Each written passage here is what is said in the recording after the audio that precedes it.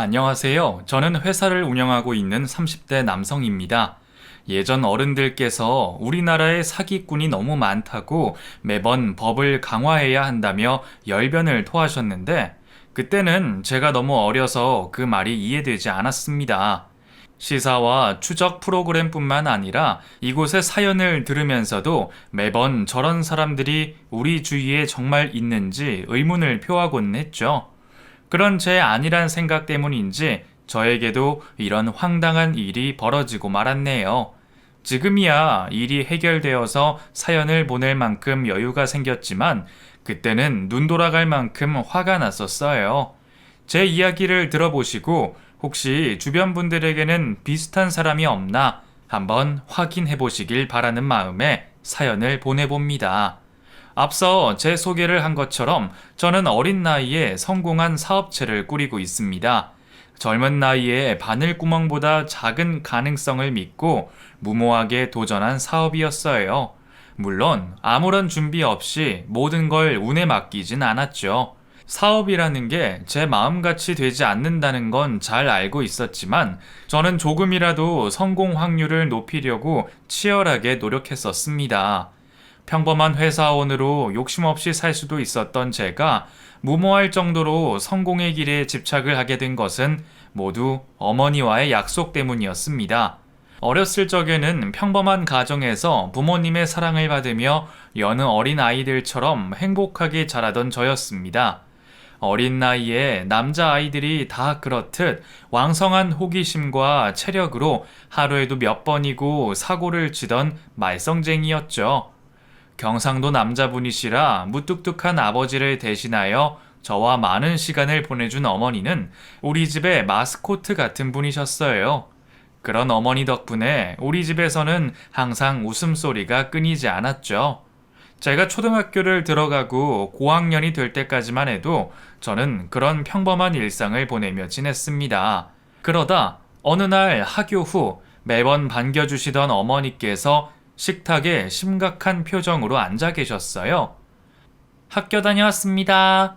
라는 제 큰 소리도 반응이 없으시던 어머니는 제가 식탁 가까이 올 때까지 어두운 표정이셨죠. 저도 이상한 분위기에 눈치가 보여 제 방에서 하루 종일 조용히 있었어요. 퇴근을 하시고 온 아버지께 인사를 드리러 방문을 열었지만 부모님 두 분의 모습을 보곤 아무 말도 하지 못했습니다. 하루 종일 표정이 좋지 못하시던 어머니는 아버지 품에 안겨 울고 계셨고, 저와 어머니 앞에서 눈물 한번 보이신 적 없던 아버지께서도 눈에서 흘러나오는 눈물을 겨우 참고 계셨어요. 매일 생각 없이 지내던 저도 두 분의 모습을 보면서 무엇인지 모르겠지만 집안에 위기가 찾아왔다는 걸 알 수가 있었죠. 다음 날부터 아버지는 일찍이 회사를 퇴근하셔 어머니를 모시고 어딘가를 가셨습니다. 그리고 며칠 뒤 아버지께서 어머니의 상황을 설명해 주셨어요. 선준아, 엄마랑 아빠가 상의했는데 너도 알고 있어야 할 것 같아서. 엄마가 많이 아파. 암이셔. 그래서 아마 꽤 오랫동안 투병 생활을 할 거야. 그러다 보면 엄마가 힘드셔서 선준이한테 지금처럼 신경을 못 쓸 거고, 아빠도 아픈 엄마 간호해야 해서 미처 신경 쓰지 못할 수 있어. 물론 우리한테는 여전히 선준이가 가장 소중한 존재인 건 맞지만 앞으로는 엄마 아빠가 많이 못 챙겨서 그렇게 느끼지 못할 때가 많을 거야. 마음만은 절대 그렇지 않으니까 혹시 외롭고 힘들더라도 조금만 참아주고 엄마한테 힘이 되어주는 아들이 되어줬으면 고맙겠다. 아빠 말 무슨 말인지 알겠지?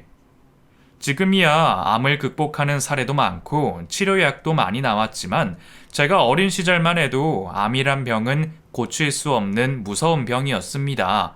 그런 암이란 병이 우리 어머니에게도 발병하다니 저는 어린 마음에 큰 충격을 받았고 이대로 엄마가 어떻게 될까 걱정되어 홀로 울기도 많이 울었습니다. 그날부터 저는 아픈 어머니를 위해서라도 일찍이 철이 들기 시작했어요. 항암 치료 때문에 외출이 잦으신 부모님을 이해하며 아무도 없는 집에서 홀로 밥을 챙겨 먹고 나가서 놀 생각도 없이 앉아서 공부를 하거나 책을 읽는 시간이 많아졌죠.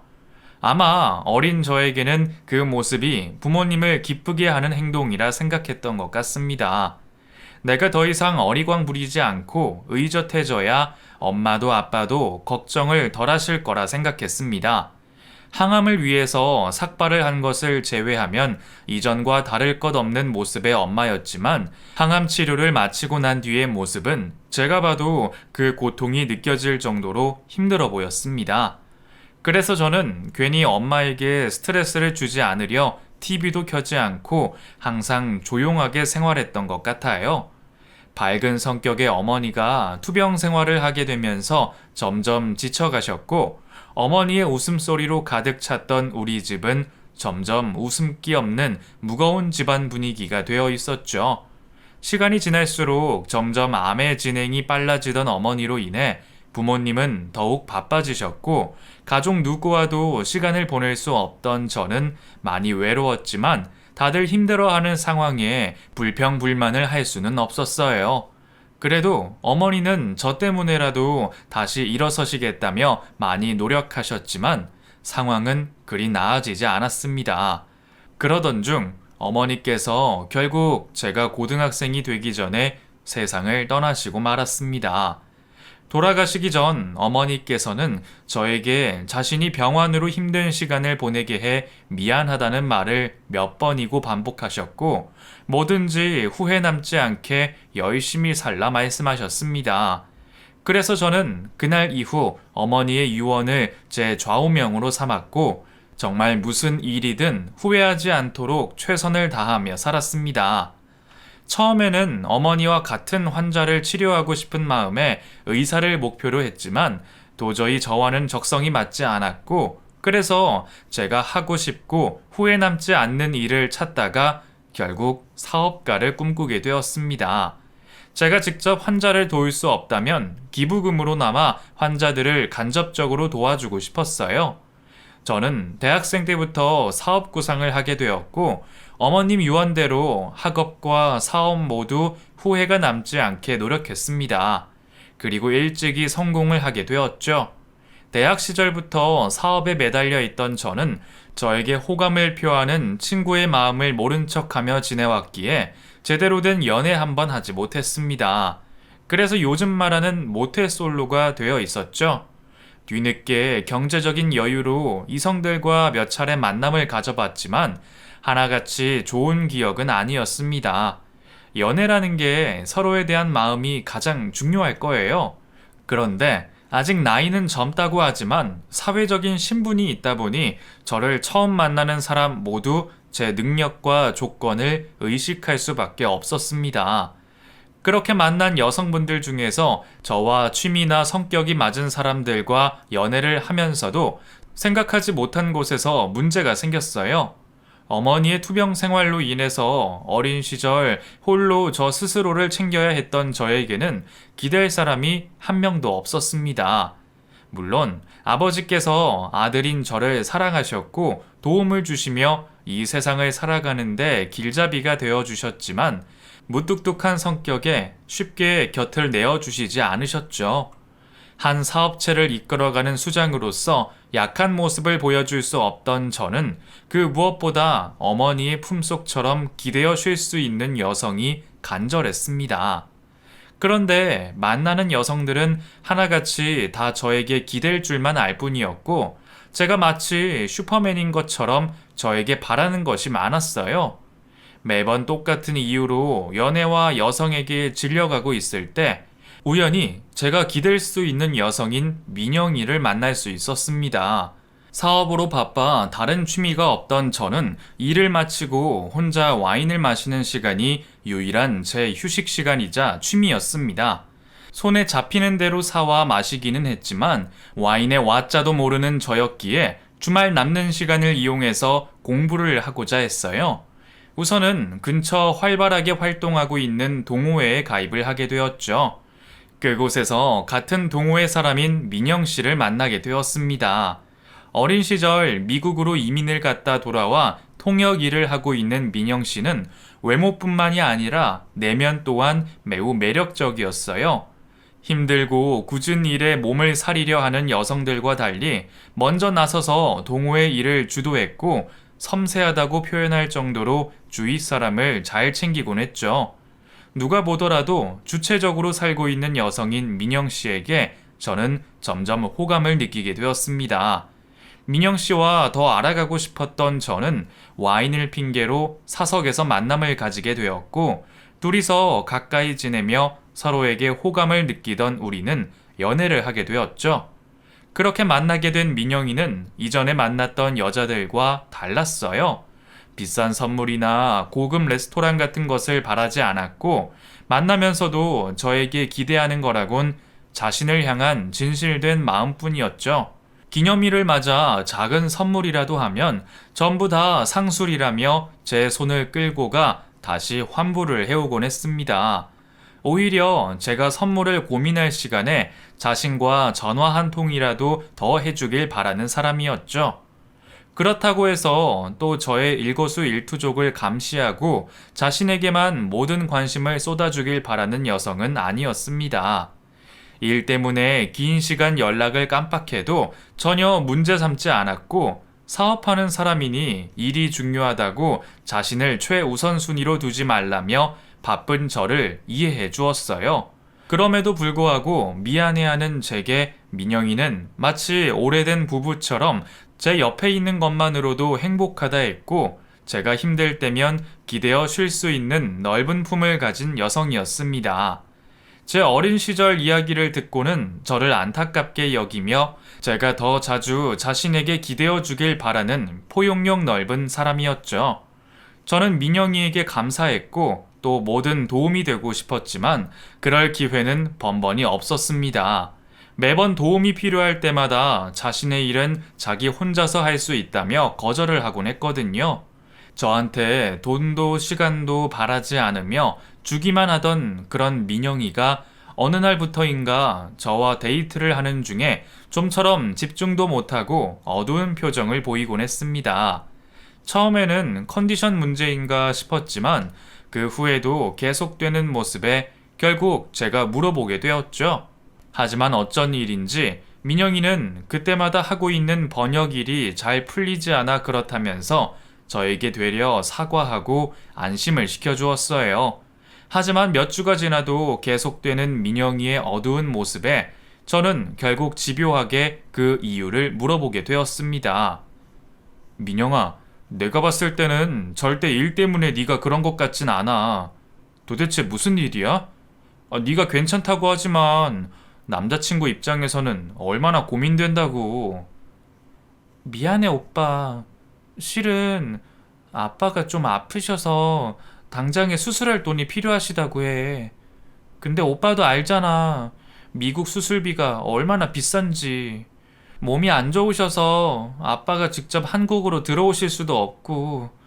그래서 내가 전세금을 빼고 다시 미국으로 돌아가야 할지 고민이 되어서 다 정리하고 가면 다시 한국 들어오기는 힘들 것 같은데 나는 지금 하는 일도 마음에 들고 더욱이 태어나서 처음으로 진정한 사랑이라고 생각한 오빠랑 헤어지기 싫으니까 그래서 계속 고민하면서 지냈어.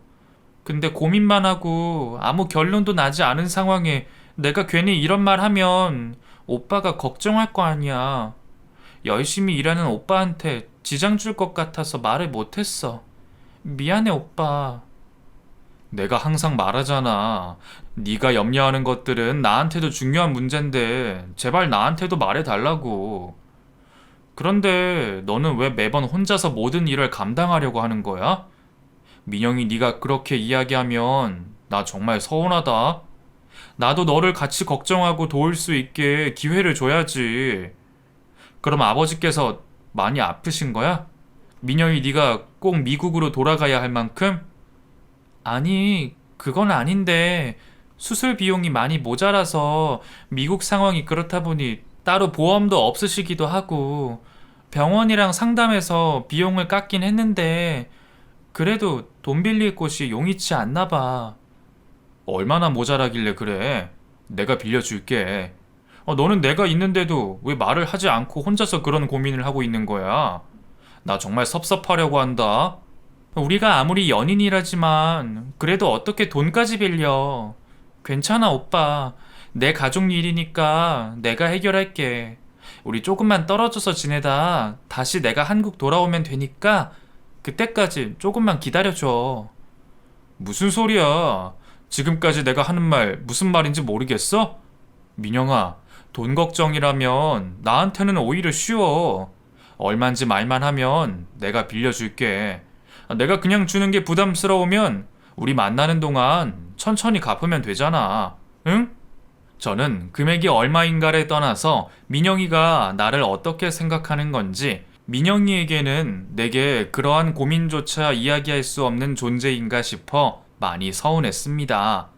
아직은 오래되지 않은 만남이었지만 사랑의 크기가 시간에 비례하지도 않고 우리는 오래 만나온 연인들 못지않게 서로를 믿고 의지한다고 생각했으니까요.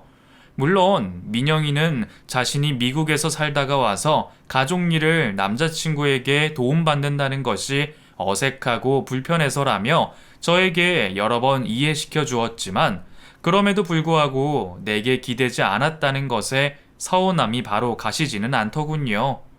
제가 민영이를 믿고 기대는 만큼 민영이도 그래주길 바랬나 봅니다.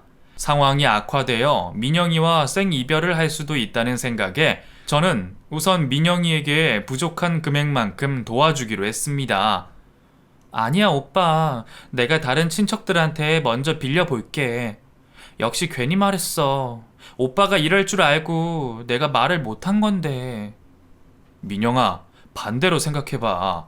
내가 능력이 안 되는 것도 아닌데 어떻게 지켜만 보고 있겠어. 더는 거절하지 말고 어서 받아. 아버님 건강이 먼저지. 겨우 이깟 돈이 먼저겠어? 우선 한 고비 넘기고 다시 이야기하자.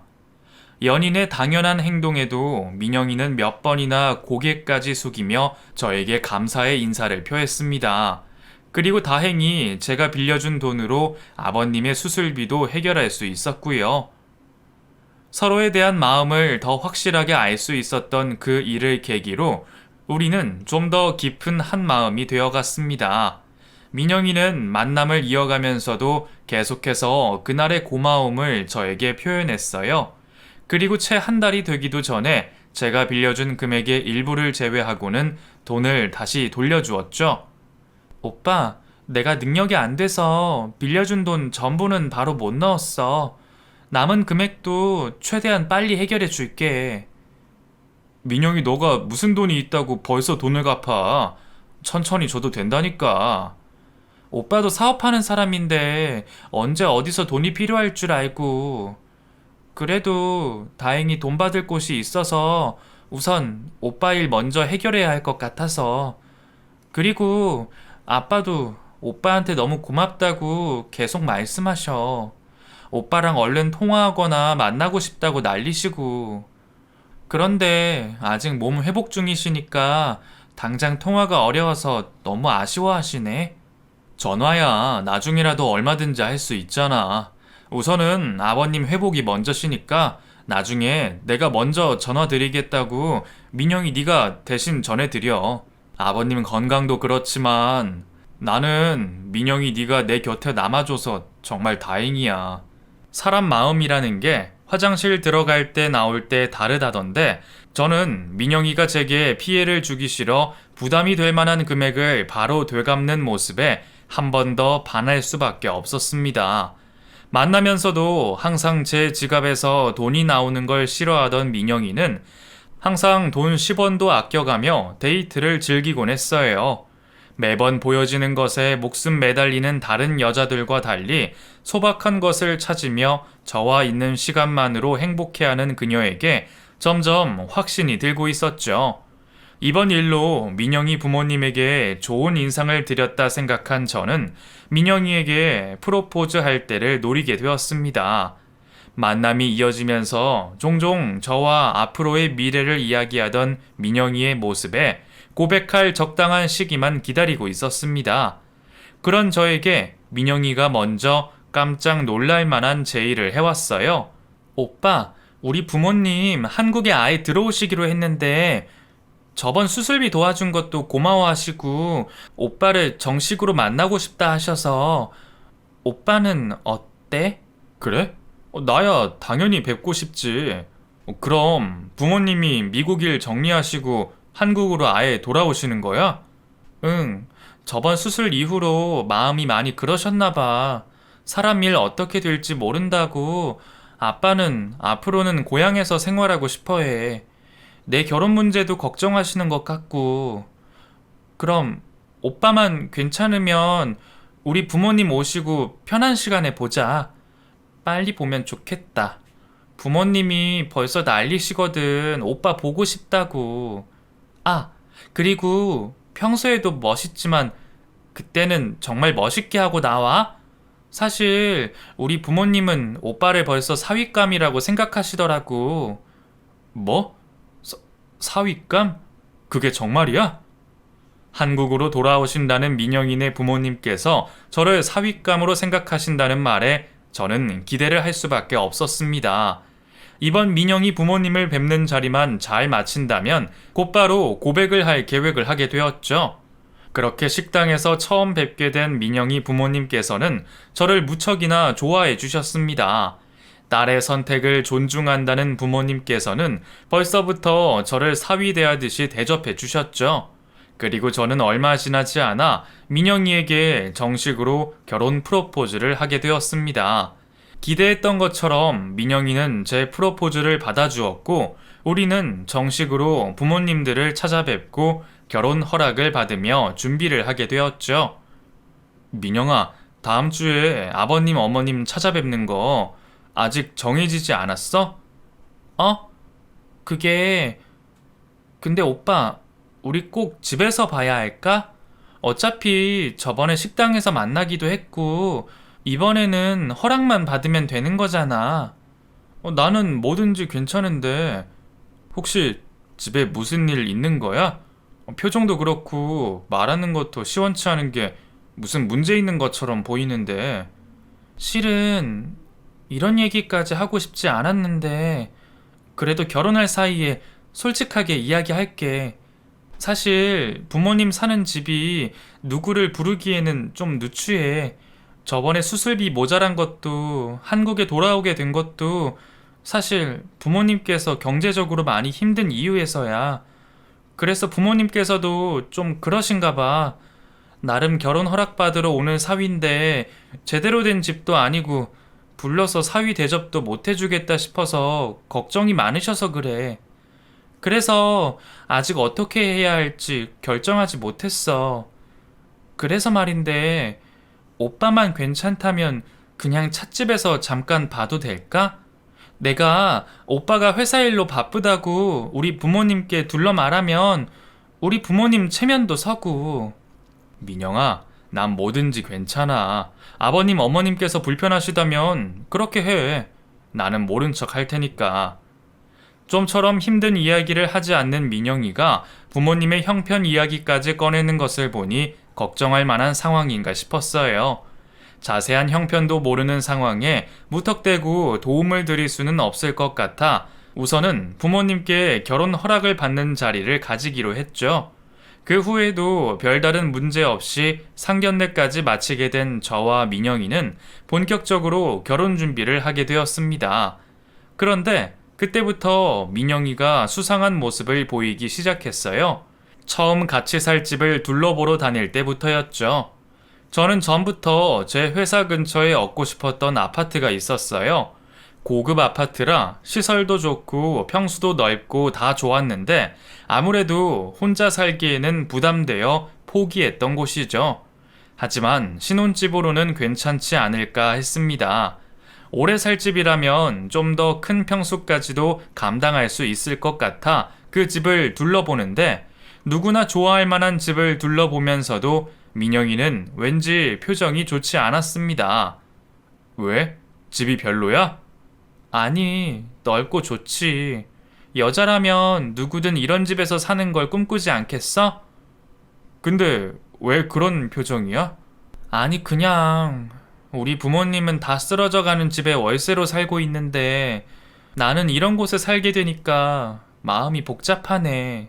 그럼 이런 집 말고 외곽에 좀 큰 집을 구해서 양쪽 부모님 두 분 다 모시고 살까? 아니야. 내가 괜한 얘기했네. 물론 나야 좋지만 아마 우리 부모님께서 별로 좋아하시지 않을 거야. 외국에서 오래 사셔서 독립된 생활 좋아하시니까. 그래서 말인데, 오빠, 어차피 우리 결혼하는 사이인데, 우리 부모님 모실 집 구하게 나한테 돈 좀 빌려주면 안 될까? 그러면 내가 그냥 집을 얻어드리면 되지. 뭐하러 번거롭게 부부끼리 빌린다는 말까지 하면서 그래. 아니, 우리 결혼하면 세금도 많이 나가고 직접 집 계약하러 다닌다고 움직이기엔 오빠가 너무 바쁘잖아. 그래도 장인어른 장모님 한국에 오신 지 얼마 안 되셨는데 동네도 그렇고 제대로 된 집인지도 내가 봐드려야지. 그리고 전세는 어차피 세금에 그렇게 영향 없어서 괜찮아. 뭐? 전세? 오빠, 그래도 우리 부모님인데 어떻게 불편하게 남의 집 살이를 하게 만들어? 자가에서 편하게 사시게 해야지. 자가? 민영아, 내가 사업이 잘 되곤 있지만 그렇다고 지금 당장 한 번에 우리 살 집이랑 장인어른 모실 곳까지 구할 능력은 되지 않아. 당장은 전세금까지가 한계야. 그러지 말고 우리 나중에 서울 외곽에 큰 땅 사서 거기에 독채로 각각 집 지어서 양가 부모님들 모두 모시고 살자. 오빠네 어머님은 집 있다고 걱정 없어서 그렇게 아무 말이나 하는 거잖아. 오빠는 매번 도와준다 뭐 한다 해놓고 정작 집 하나 사주기가 힘들어? 그 돈은 아깝냐고. 갑자기 왜 그래 민영아. 왜 화를 내고 그래. 서울의 집값이라면 대충들 아실 겁니다. 우리 부부가 살 아파트의 눈높이를 낮춰 장인 장모님이 사실 곳을 구할 수도 있었지만 그 큰 돈을 덜컥 들이기에는 저도 부담이 되었어요. 나중에 상속이나 증여로 돌려받는다고 해도 그걸로 인한 막대한 세금은 또 엄한 돈이 나가는 일이고요. 저는 효율과 상황을 따져 전세를 고집했고 민영이는 곧 죽어도 자가에 모시겠다며 저와 갈등을 시작하게 되었습니다. 이런 일로 욕심부리는 애가 아닌데 부모님 일이라 예민하게 구는가 싶었습니다. 제 설득에도 절대 물러서지 않는 민영이를 보며 결국 제가 한 발자국 물러서서 조건을 걸게 되었죠.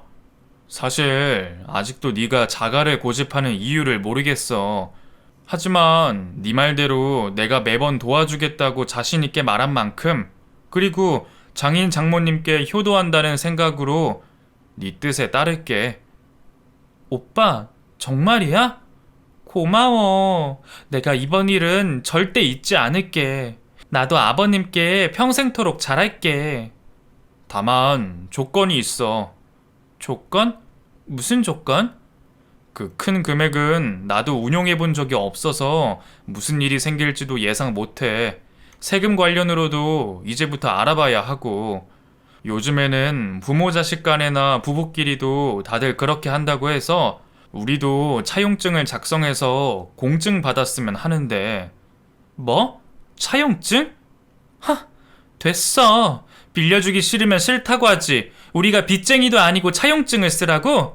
그래, 오빠한테는 내가 겨우 그 정도인 거야. 그러니까 우리 아빠 엄마 무시하는 그런 태도를 보이지. 그것밖에 사랑 안 하는 여자랑 뭐하러 결혼해? 됐어, 나 갈래. 저는 나름대로 문제 해결을 위한 방안을 제시했지만 민영이는 그게 화가 났는지 제가 붙잡을 사이도 없이 택시를 타고 떠났습니다. 뒤늦게 제가 전화로 연락도 하고 자취하는 집을 찾아가 보았지만 마치 잠수를 탄 듯 아무런 연락이 되지 않았어요. 한참이 지나자 걱정이 되면서 제가 너무했나 싶었습니다. 결혼을 생각할 만큼 믿고 사랑하는 여자의 부모님인데 제가 너무 계산적으로 접근을 한 건가 싶었어요. 반대 입장이라면 전 차용증이 문제가 되지 않을 거라 생각했지만 갑작스레 형편이 어려워진 민영이의 마음을 건드린 건가 싶어 미안했죠.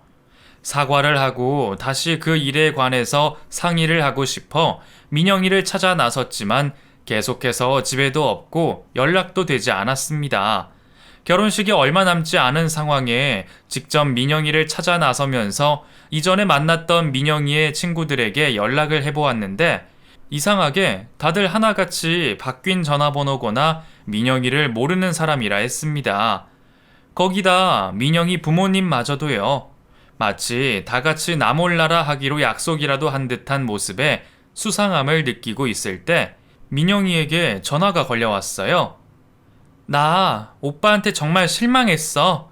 부부간에 가장 중요한 믿음이 없다는 걸 알게 되었다고. 이번 일 우리 부모님한테도 다 말했고 부모님도 내 결정 존중해 주기로 하셨어. 우리 결혼 없던 걸로 해. 우리 헤어지자고. 아빠 수술비로 남은 돈이랑 결혼 준비 비용은 내가 몇 달 내로 갚아줄 테니까 더 이상 우리 만나는 일 없도록 하자. 갑자기 전화를 해온 민영이는 일방적으로 말도 안 되는 소리를 하고 끊어버렸고 저는 이게 내가 아는 민영이인가 싶었습니다. 하지만 민영이는 이미 마음의 정리가 다 되었는지 더 이상 연락하지 말라며 마음이 돌아설 일은 없다 했죠. 결국 저는 아버지에게 파혼 소식을 전하게 되었고 준비하던 결혼식 전부를 취소하게 되었어요. 결혼 준비하다 싸우고 파혼하는 경우들이 있다 했지만 그게 제가 될 줄은 몰랐습니다.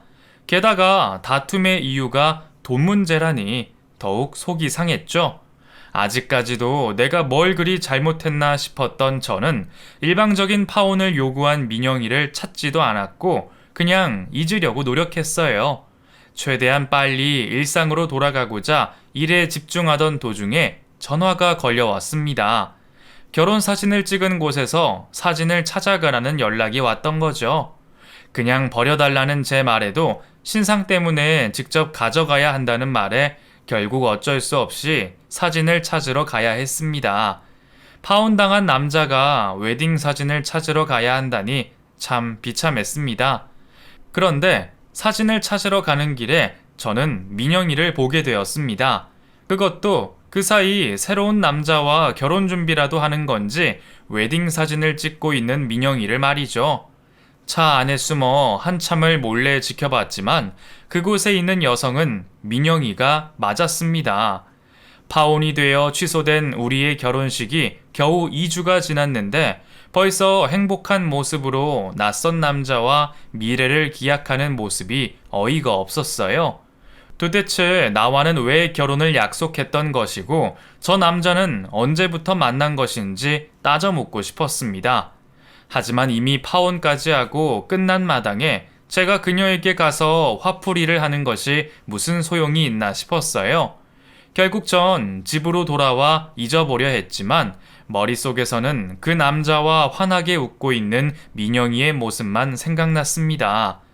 부모님들과 인사까지 다 하고 결혼 3일 전에 파혼을 한 요구가 결국 남자 때문이었다니 저는 그 상황이 도저히 용납이 되지 않았습니다. 과연 민영이의 부모님은 이 사실을 알고도 딸의 파혼을 허락한 건지 되묻고 싶었습니다. 그래서 저는 민영이의 부모님 집으로 쳐들어가게 되었죠. 그렇게 도착한 집 앞에서 대문을 열고 들어간 순간 전 경악할 광경에 몸이 얼어붙고 말았습니다. 그 작은 마당에 수많은 남자들이 저를 동시에 쳐다보고 있었거든요. 제가 조직폭력배 사무실이라도 들어온 줄 알았습니다. 바짝 긴장한 저와 달리 남자들은 금방 저에게 관심을 잃고 딴짓을 하고 있었습니다. 도대체 무슨 일인가 싶었지만 이미 대문을 열고 발까지 들인 마당에 돌아갈 수도 없었죠. 빼곡히 서 있는 남자들을 비집고 문이 열려있는 집으로 들어갔습니다. 들여다본 집 안에도 남성들이 몇몇 앉아 있었고 여기저기 물건들이 바닥에 널브러져 난장판이 되어 있었어요. 저 아버님, 저 선준입니다. 잠시 나와서 이야기 좀 하시죠. 이번엔 누구시라고요? 저 민영이 부모님을 뵈러 왔는데요. 혹시 지금 댁에 안 계시나요? 제가 민영이 애비 되는 사람입니다. 네? 잠시만요. 여기 이 사진에 이 여자 민영이 아버님 되신다고요? 네, 제가 앱입니다. 그쪽도 얼마나 피해를 입었는지 모르지만 조금만 기다려줘요. 아, 우리도 당황스럽다고요. 여기 수많은 남자들이 다 민영이를 내놓으라는데 우리도 뭘 알고 있어야 해명이라도 하죠. 우리도 정말 아무것도 모르고 민영이 걔 우리 연락도 받지 않는다고요. 처음 보는 낯선 사람이 자신을 민영이의 아버지라 설명했고 좀처럼 이해하기 힘든 말을 하고 있었습니다. 그제서야 단순 파혼의 문제가 아니라 생각한 저에게 옆에 있던 남성이 이야기를 해줬어요. 저기, 그쪽은 돈 얼마나 줬어요? 아니, 그 여자랑 어디까지 미래를 약속한 거예요? 네? 아니, 그걸 다 어떻게... 여기 있는 사람들 다 똑같은 처지예요. 그 여자한테 속아서 다들 돈이고 마음이고 뜯길 만큼 뜯겼다고요. 그 이후 그 남자에게서 알게 된 사실들은 파혼과 외도와는 비교를 할 수가 없었습니다. 제가 알고 있는 민영이는 이름을 제외하곤 모든 것이 거짓이었습니다. 미국에서 살다 돌아와 통역 일을 하고 있다는 것도 갑작스레 집안 형편이 어려워져 부모님께서 급히 한국으로 돌아오신 것도요. 애초에 민영이는 이민을 떠난 적도 없었고 미국 땅 한 번 밟은 적이 없었어요. 장사를 하며 생계를 겨우 이어가는 부모님에게 매번 돈을 받았으며 제대로 된 직업 한 번 가진 적 없었죠. 부유한 환경에서 자라 부모님을 공경하며 자신의 직업에 자부심을 가지고 있던 모습의 민영이와는 상상할 수 없이 거리가 먼 모습이었습니다. 매번 지인들이라고 소개했던 사람들은 인력 아르바이트 업체에서 구한 사람들이었고 제가 만난 민영이의 부모님들 또한 마찬가지였습니다. 거기 있는 남자들 모두 저와 같았어요. 직업과 출신은 다르게 설명했지만 매번 남자들이 반할 수밖에 없는 모습을 꾸몄더군요. 집안 환경은 어렵지만 생활력 있게 열심히 사는 민영이, 장애인 부모님을 두어 사회봉사를 하고 다니는 민영이, 입이 떡 벌어질 만큼 부잣집 막내딸이지만 검소한 민영이, 참 다양한 사연을 가진 민영이었습니다. 하지만 다들 공통적인 것이 있었어요. 액수가 작고 크던 다들 일정 금액 이상의 돈을 떼었던 거죠. 많게는 억 단위에서 적게는 100만 원까지 다들 민영이의 요청과 어려움을 눈치채고 빌려준 금액이었어요. 그리고 남성들과 공통점 한 가지가 더 있었죠. 다들 헤어진 시기가 비슷비슷했다는 겁니다. 이별을 고하는 방법의 차이는 있었지만 저에게 파혼을 요구한 날짜의 1, 2주 전후로 민영이에게 일방적인 이별 통보를 받았다고 했어요. 그리고 민영이가 이별을 통보한 이유는 지금 만나고 있는 부잣집 남성 때문이라 했습니다. 그 남성 집안의 재력이 상당했는데 다른 남자들과 달리 평생을 옆에 붙어 있어도 줄어들지 않을 것 같은 재력 때문에 저를 포함한 만나왔던 남자들을 모두 정리하는 것 같다고 말을 해주었죠. 아마 그 부잣집 남자와 결혼을 하고 나서 그 남자의 재산으로 돈을 갚으려고 했는지 민영이는 다른 남자들에게 몇 달의 시간 뒤 돈을 꼭 갚겠다는 말을 마지막으로 전했다고 합니다. 저 역시도 민영이에게 마지막으로 받았던 문자 메시지 내용이 빌려준 돈에 관련된 것이었죠. 민영이에게 분노한 남자들 모두 돈도 돈이었지만 자신이 진심으로 사랑했던 사람에게 놀아났다는 것에 상처받아 분노하여 자리를 떠나지 못하고 있었어요. 정말 아무것도 몰라 하는 민영이의 부모님들은 딸에게 속은 수많은 남자들을 보며 미안한 마음에 모든 걸 포기한 모습이었고 어떻게든 이 소동의 주범인 딸과 연락하기 위해 노력을 하고 있었습니다. 피해자 한 명 한 명에게 직접 딸을 대신해서 사과를 하고 있었고 집에 들어오지 않고 마당에 있는 남자들을 걱정하며 남자들 모두에게 직접 밥상을 차려주었죠. 잠깐의 모습으로 전부를 판단할 수 없겠지만 저런 부모님 밑에 어떻게 민영이 같은 괴물이 나온 건지 이해가 되질 않더라고요. 무작정 기다릴 수 없던 저는 남자들을 모아 피해당한 금액별로 사람들을 나누기 시작했습니다. 어차피 제가 알기로는 연인이랑 부부 사이에 돈 빌려준 것을 피해로 입증하는 건 힘들어요.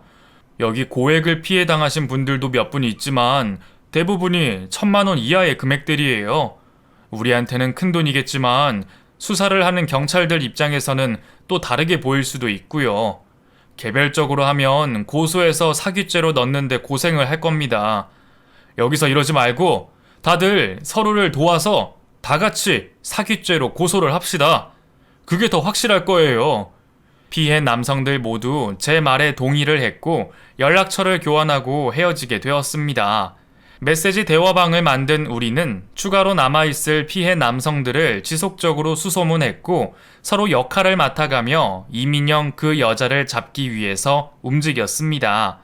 최종적으로 변호사를 선임하여 단체로 그 여자를 사기죄로 신고하게 되었죠. 일이 커지자 그 여자와 결혼을 준비하던 남성도 모든 사실을 알게 되었고 결국에는 파혼을 하게 되었어요. 그리고 그제서야 그 여자에게 연락이 왔습니다. 선준씨, 나야. 이제 와서 연락해. 미안해. 나에 대해서 다 알고 있으니 거짓말은 안 할게. 근데 나 다른 남자들은 몰라도 당신은 정말 사랑했어. 당신과 함께하는 시간에는 정말 행복했다고. 마지막까지 죄책감 때문에 얼마나 미안했는지 몰라. 만약에 이번 일 용서만 해준다면 나 정말 다시 당신이랑 잘해보고 싶어. 지금 이 말은 거짓 하나 없는 진심이야. 당신 이렇게 전화하면 안 되는 거 몰라? 전화를 하려면 변호사 통해서 해야지. 통화하다 말실수라도 하면 협박죄로 추가할 수도 있어. 뭐? 아니 나는 정말 내 마음을 전하려고. 대충 무슨 말인지 알았어. 그만 끊어. 아니 선준씨, 나 반성하고 있다고. 그래서 다시 당신이랑 잘해보고 싶다니까? 나도 괜한 말실수해서 법적으로 꼬투리 잡히고 싶지 않아. 그러니까 알았어. 법정에서 무슨 판결 나오는지 보고 계속 반성 잘 하고 있어. 당신 때문에 마음 힘든 사람 많으니까. 아니 선준씨, 선준씨. 다 잡았다고 생각하던 끈이 떨어져 나가서 그런 건지 민영이는 가명이나 합의 또는 벌을 받고 나서 새 출발을 위해 또 저에게 접근을 해왔습니다. 당연히 실체를 알아버린 저는 바로 무시를 했지만요. 통화를 끊자마자 저는 피해 남성들이 있는 단체 메시지방에 그 여자에게 연락 온 사실과 내용을 공유했고 얼마 지나지 않아 다른 남성들도 연락을 받았다는 제보가 계속해서 올라왔습니다. 하지만 이번에는 단 한 명도 그 뱀 같은 여자의 새빨간 거짓말에 속은 사람은 없었어요. 막대한 합의금을 감당할 수 없었던 여자는 저를 포함한 수많은 남자들에게 매일같이 반성문을 써가며 감형을 받아보려 노력했지만 끝내 변제할 능력이 없어 결국 징역살이를 하게 되었어요. 하지만 감옥에 들어갔다고 끝난 것이 아니죠. 손해배상을 위한 민사소송이 계속 진행 중이라 교도소를 나와서도 편히 살지는 못할 듯 합니다. 제가 아니라도 피해자들이 너무 많아 다들 눈에 불을 켜고 있으니까요. 그리고 저는 그 일로 인해 새로운 행복을 찾게 되었습니다. 비가 온 뒤 맑은 하늘처럼 그 여자의 일로 법적 자문을 구하기 위해 만난 변호사분과 진지한 만남을 이어오고 있어요. 자문 때문에 그 여자를 만난 바보 같은 과거를 말해버렸지만 그게 오히려 저희의 마음을 연결해 주었네요. 지금의 제 연인은 제 모습 그대로를 봐주는 사람입니다. 아직은 구체적인 미래를 생각하지 않지만 서로에게 충실한 연인이 되어 곁에서 도움이 되는 사람이 되어주고 싶어요. 마지막으로 제발 좀 사람 마음을 가지고 사기를 치는 사람들이 없어졌으면 하네요. 사연 읽고 들어주셔서 감사합니다.